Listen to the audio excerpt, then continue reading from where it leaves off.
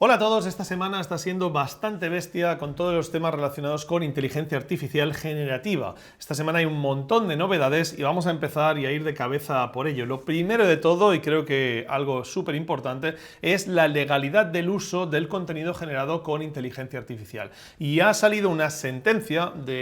federal en Estados Unidos que dice que el contenido generado con inteligencia artificial no puede ser registrado, es decir, no puede tener copyright. Hay peros, ¿vale? Lo primero de todo vamos a ver la noticia, veis que está aquí en The Verge, nos han hecho este artículo y habla un poquito de cómo este juez, Beryl A. Howell, que es del Distrito Federal, ha decidido que básicamente no se puede hacer copyright sobre una imagen. Ahora, es muy importante que os saltéis un poco los titulares y vayáis un poco en profundidad en este tipo de cosas, porque lo vais a ver en muchos sitios y os va a parecer que esto quiere decir que no podemos hacer copyright ni registro sobre inteligencia artificial. Bien, lo primero de todo es que esto es un caso muy concreto sobre una imagen concreta que se generó el año pasado, en 2022, ¿vale? Y entonces, cuando intentó mandar a hacer el copyright de esta imagen, el tipo que generó el software que generó la imagen, le dijeron que no podía. Se lo dijeron 3 veces, se lo denegaron 3 veces y al final este hombre les denunció por ir contra la ley de copyright. Bien, lo que el juez ha dicho es que esa imagen concreta, que ha sido generada por un algoritmo sin ningún tipo de interveniencia humana, es decir, no había un prompt para generar la imagen en una dirección concreta del autor, sino que el autor había creado un algoritmo que creaba imágenes, esa imagen no puede ser registrada. Ahora, deja también ver y abre la puerta un poco a que hay diferentes casos, diferentes situaciones en las que nos vamos a encontrar que las leyes de copyright que aplicaban hasta ahora probablemente van a tener que modificarse o cambiar, porque básicamente la interferencia humana a la hora de crear una pieza va a definir si eso puede ser registrado o no, es decir, cuánto tenemos que intervenir los humanos en algo para poder pedir el registro a nuestro nombre de eso. Es decir, si yo le digo a ChatGPT que me escriba un libro y le doy un contexto de 3.000 palabras, voy a poder registrarlo, pero si el contexto es de 2 frases no voy a poder registrarlo. Ese es un poco el problema que hay encima de la mesa y hay varios casos abiertos en Estados Unidos, que supongo que es un poco el que va a liderar un poco la legislación en este sentido,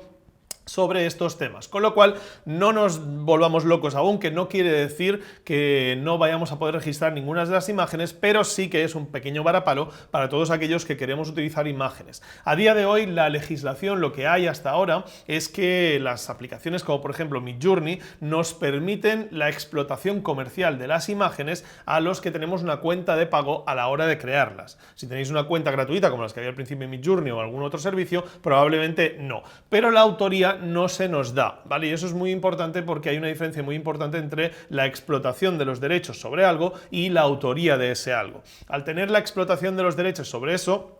puedo utilizar mi imagen para ponerla en un libro, puedo venderla a terceros, puedo hacer lo que quiera con ella, pero realmente no soy el autor ni el propietario intelectual de la imagen y eso pues tiene una serie de diferencias. Todo esto va a evolucionar, pero de momento esta sentencia, que no os asuste demasiado a los que estáis creando con inteligencia artificial, que no aplica realmente a los casos concretos como meter un prompt en Midjourney, generar una imagen, modificarla a través de la parte de variaciones de inpainting, etcétera, y llegar a una conclusión de una imagen final que en parte ha sido dirigida por mí aunque yo no la haya hecho físicamente. Sería como decir que porque yo disparo una foto con una cámara de fotos y la foto realmente la hace la cámara y yo lo único que le digo es cómo hacerla, esa imagen no pudiese tener copyright, ¿vale? Así que no funciona exactamente así, no os dejéis engañar por los titulares, la realidad es que es una sentencia que aplica a un caso muy concreto y que en este caso no había prácticamente ninguna interferencia humana. Pero esto no es la única noticia, ya os digo, os la dejo por aquí, tenéis un enlace en la descripción y la podéis ver,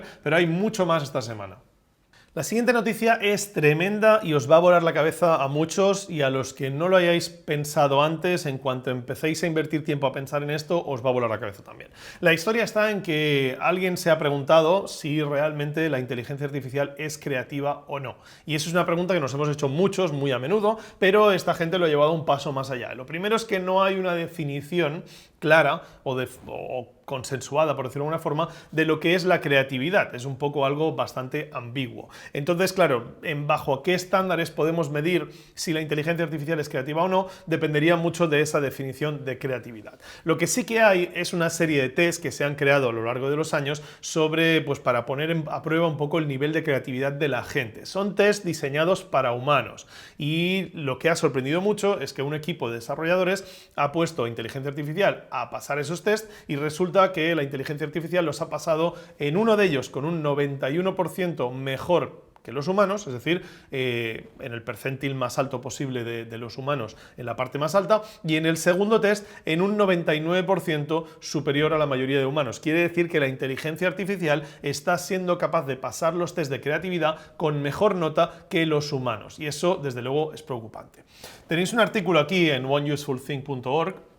en que hablan de automatizar la creatividad y hablan un poco de estos ejemplos que os pongo. ¿Veis? Aquí os pone que GPT-4 ha reventado este test con un 91% y el otro test con un 99%. Y la realidad es que estamos ya quedándonos sin test de creatividad para aplicar a la inteligencia artificial. ¿Eso quiere decir que la inteligencia artificial es creativa o no? Pues claro, si lo juzgamos en base a unos test que se dedican a medir la creatividad de los humanos, sí, pero hasta cierto punto eso puede no ser suficiente. Para poner esto en práctica hay un equipo que se ha dedicado a hacer una prueba de campo y lo que han hecho es coger una clase donde una serie de estudiantes de emprendeduría presentan habitualmente, y tiene bastante renombre, presentan habitualmente ideas para startups y ahí hay un panel de jueces súper importante, muy tocho, que básicamente lo que deciden es cuáles son las mejores, las que tienen más viabilidad, etc. Y además esos jueces pueden invertir en esas ideas si consideran que eso es un negocio importante. Pues bien, se presentaron las ideas normales de los alumnos junto con una serie de ideas generadas por inteligencia artificial, por ChatGPT, ¿vale? Y básicamente la conclusión de todo esto, y cuidado que asusta, es que de las 40 mejores ideas que se presentaron, o que los jueces valoraron mejor, 35 de ellas estaban hechas con inteligencia artificial. Es decir, que para un panel de jueces que se dedica a juzgar pues, la creatividad de ideas empresariales, decidieron que de las 40 mejores, 35 eran hechas por inteligencia artificial y tan solo 5 llegaron a hacer ese shortlist de las hechas por los humanos. Había muchísimas más también de inteligencia artificial y muchísimas más probablemente de los humanos. Si queréis más detalles lo tenéis aquí, pero la verdad es que es bastante increíble cómo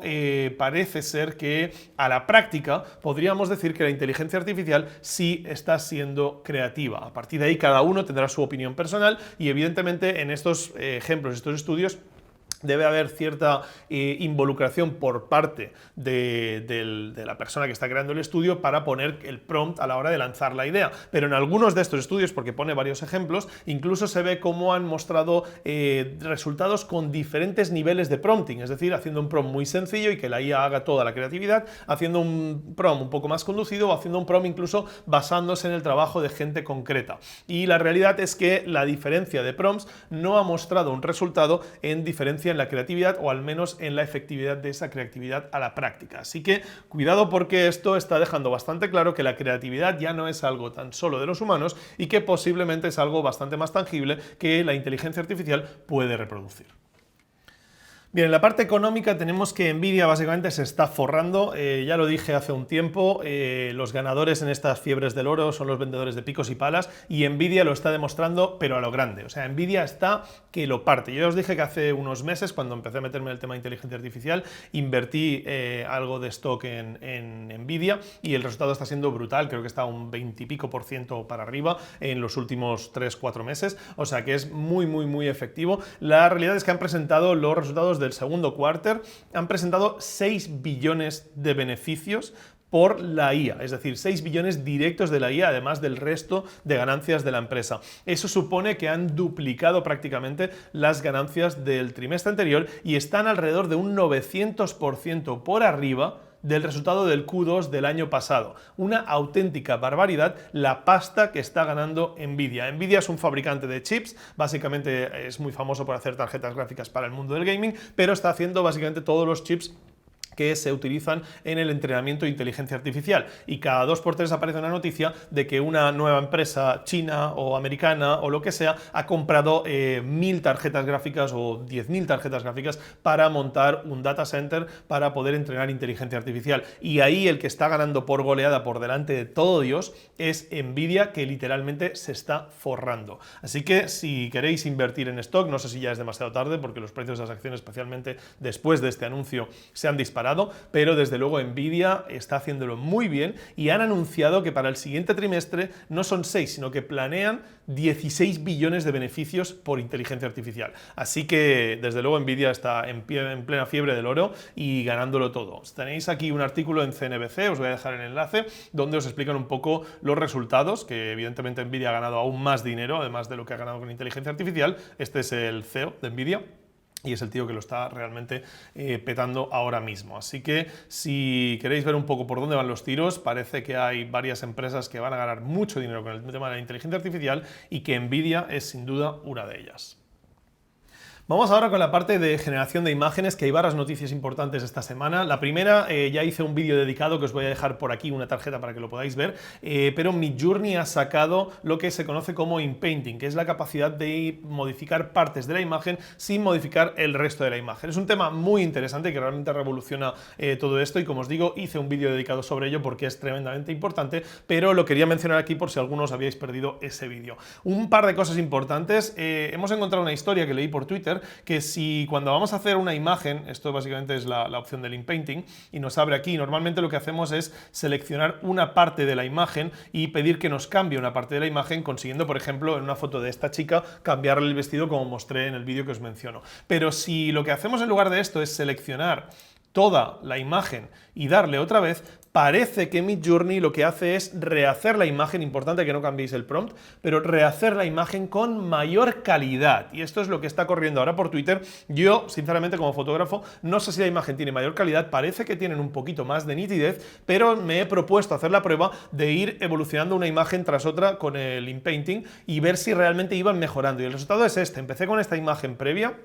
y a partir de aquí fuimos pasando imagen tras imagen, iteración tras iteración, y sí que es cierto que entre la primera y la segunda hay un cambio bastante importante en la en la luz, en el contraste, en la forma en la que la imagen está diseñada. Y luego a partir de ahí parece que se estabiliza un poco más, pero ser vosotros mismos que juzguéis si la última imagen realmente es mejor que la anterior, que la anterior, que la anterior, y esta que la primera, porque realmente dicen que parece que es una de las formas de refinar los resultados de Midjourney a través de esto. De nuevo, una función que se ha introducido para un propósito completamente distinto y que la comunidad ha encontrado una forma de sacarle partido. Bien, tenéis, como digo, todo esto en el vídeo que os he explicado, y lo tenéis explicado completamente, y también lo tenéis totalmente explicado en la guía que tengo sobre Midjourney, donde tenéis explicado Midjourney al completo, y para poder sacarle partido a esta aplicación de generación de imágenes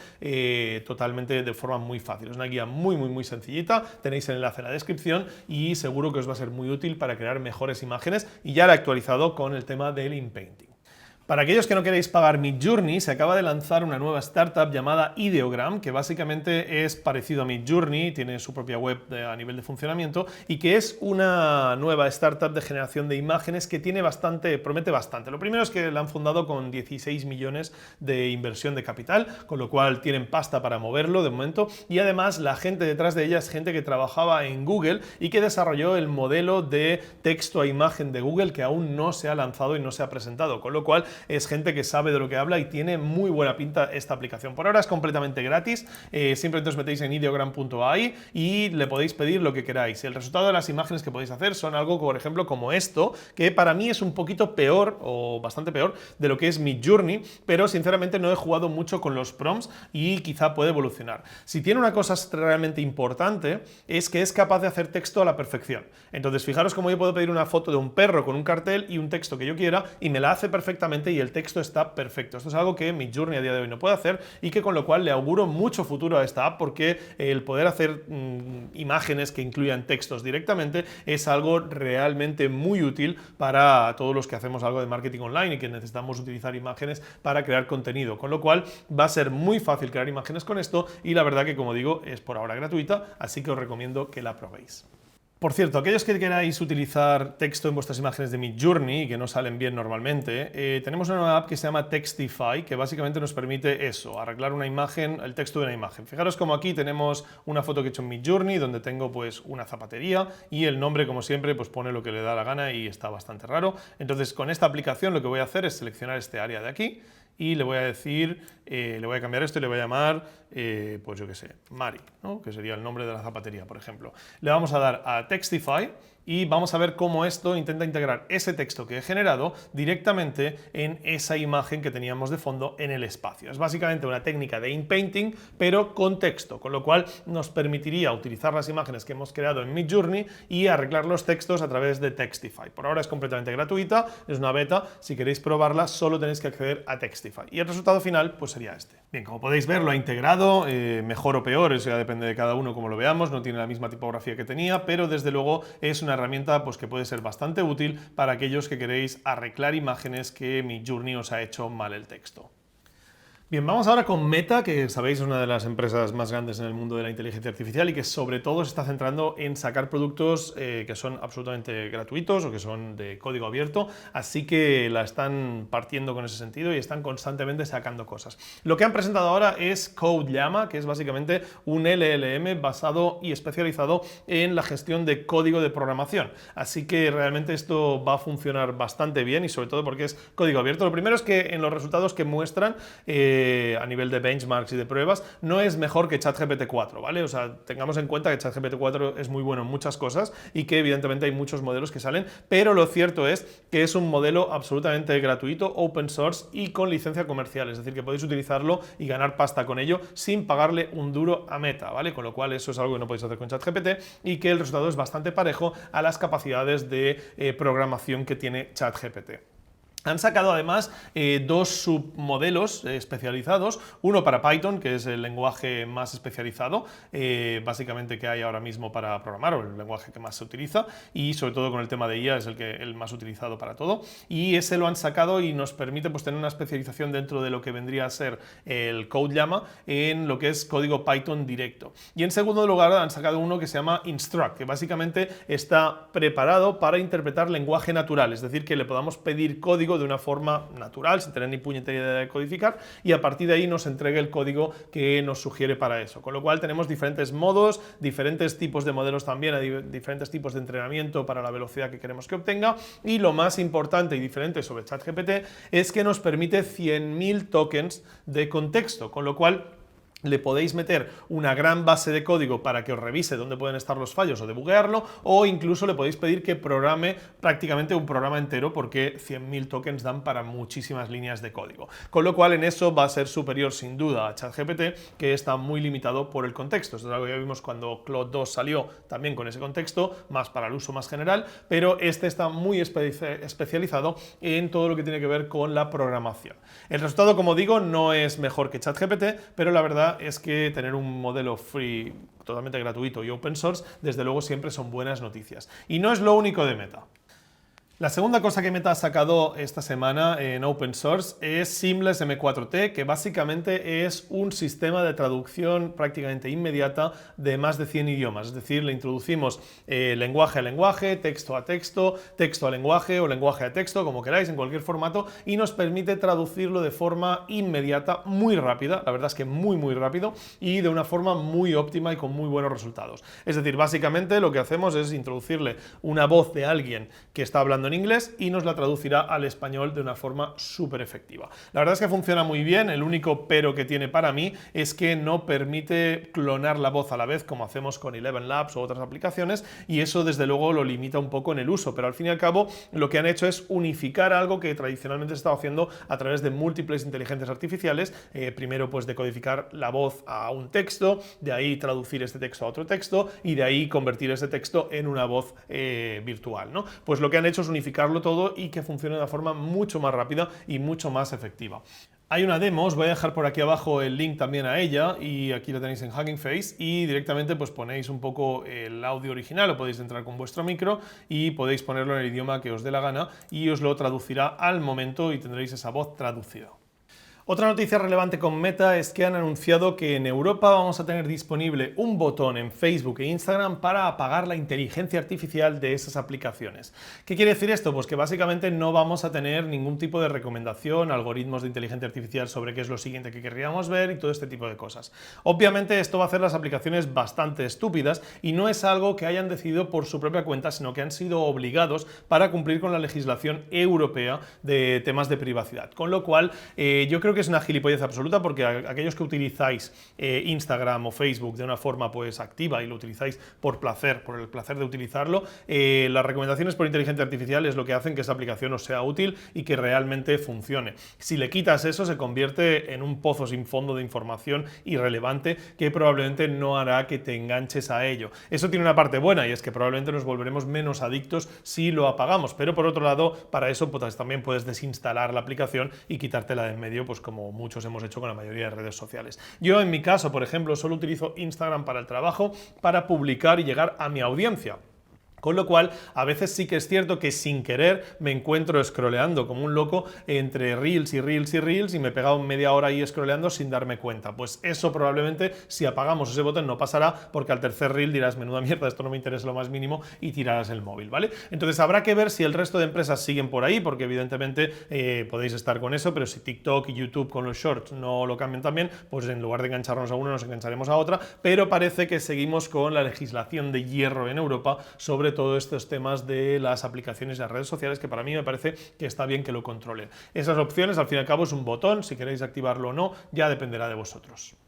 Bien, ya hemos hablado de Meta, vamos a hablar ahora de ChatGPT. Lo primero, que si habéis entrado esta semana en vuestra cuenta Plus, bueno, cualquier cuenta en Europa de hecho, veréis que os han activado las Custom Instructions, que son esas instrucciones de las que he hablado muchas veces en este canal, que son súper útiles, son básicamente unos prompts que se emiten antes de tu prompt. Tienes hasta 1500 caracteres en cada casilla y hay 2 casillas para preprogramar ChatGPT para responder de una forma como tú quieras o que tenga un contexto. Eso funciona muy bien y más adelante os daré un vídeo de cómo sacarle mucho provecho, porque realmente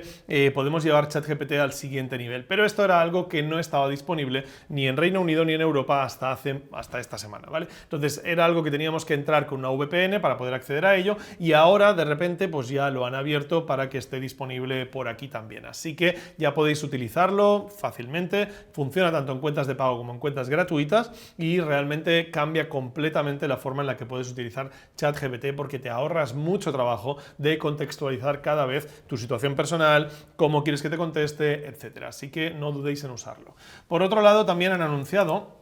que han sacado una versión de posibilidad de tunear, de mejorar un poquito ChatGPT 3.5 Turbo con vuestra propia información, es decir, con vuestros propios documentos, vuestra propia información corporativa. ¿Eso qué quiere decir? Pues que básicamente podemos hacer lo que ellos llaman el fine tuning, que es entrenar en un área concreta un modelo como ChatGPT 3.5 Turbo, haciendo, según ellos, que ese modelo pues mejorado por nuestra información actúe en ciertos campos tan bien o incluso mejor que ChatGPT 4, ¿vale? Esto es algo muy interesante y es algo que yo creo que es el futuro de los LLMs, que es no solo tener, pues eso, un asistente virtual que sepa un poquito de todo, sino tener a alguien que realmente conozca pues nuestras necesidades, sea en nuestra empresa, sea en nuestra vida personal, en profundidad, para poder hablar en el contexto en que le estamos pidiendo que nos dé pues consejo, ayuda o que haga trabajos por nosotros. Yo me puedo imaginar, por ejemplo, que si ChatGPT tuviese toda la información sobre mi empresa, las ventas, los resultados, los vídeos que han funcionado bien, los que no, las visualizaciones de la academia, qué vídeos son los más vistos, etcétera, me podría ayudar mucho más a generar mejor contenido para mi academia o para mi canal de inteligencia artificial o para lo que fuese. Eso de momento lo han hecho en ChatGPT 3.5 Turbo, porque evidentemente la API es mucho más barata y probablemente sea la mejor forma de utilizar aplicaciones personalizadas a día de hoy para ChatGPT. Un par de noticias súper importantes en la parte científica de la inteligencia artificial. La primera es brutal, y es que básicamente han conseguido que una inteligencia artificial sea capaz de detectar el desarrollo de un potencial cáncer de mama 4 años antes de que se desarrolle. Esto es algo que evidentemente ya se hace a día de hoy. Los radiólogos se dedican evidentemente a hacer una mamografía y a partir de ahí analizar esa radiografía para ver, mamografía, para ver si hay algún signo o algo que pueda indicar un desarrollo posible de un cáncer de mama. Pero el resultado resultado de la predicción de esas mamografías es de solo un 18%, es decir, solo en un 18% de los casos se encuentran cosas que luego hubiesen desarrollado en un cáncer. Pues bien, lo que hicieron unos de una universidad, un estudio, lo que hicieron fue coger más de 6.000 pacientes y meterle más de 90.000 mamografías a un sistema de inteligencia artificial para que predijese las posibles que acabarían desarrollándose en un cáncer. Y entonces lo que hizo básicamente es hacerlo sobre unos documentos antiguos, que eran de 2009-2012, y lo que hicieron es compararlo con los datos reales de lo que pasó con esos pacientes. Pues resulta que los datos son mucho mejores. La capacidad de predicción de este sistema ha llegado a más del 30%, es decir, prácticamente duplicando lo que realmente podían hacer los humanos. Y eso quiere decir que de repente tenemos la capacidad de poder desarrollar una prevención del cáncer de mama de casi el doble de lo que teníamos hasta ahora. Así que para aquellos que sois un poco detractores de la inteligencia artificial, fijaros que muchas veces también es tremendamente bueno. Y la segunda noticia tampoco es poco. Una mujer paralítica consigue volver a hablar a través de un implante cerebral y un avatar digital que habla por ella.